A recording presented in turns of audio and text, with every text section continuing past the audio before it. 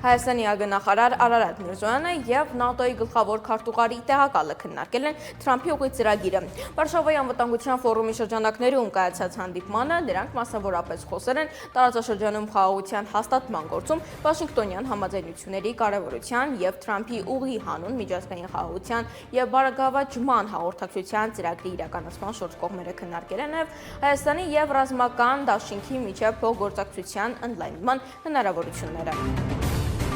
Ռուսաստանը բնակայացքի երգիչ Կոնֆուզը Միքայել Մարգարյանը ամուսնանում է։ Երիտասարդ երգիչը հրապարակել է իր սիրելի նվիրած մատանու լուսանկարը ու գրել. Նա ասաց այո։ Կոնֆուզը ծնվել է Վանաձորում, իսկ ավելի ուշ տեղափոխվել բնակություն հաստատելու Ռուսաստանում երիտասարդ տարիքից սկսել է իր երաժշտական կարիերան։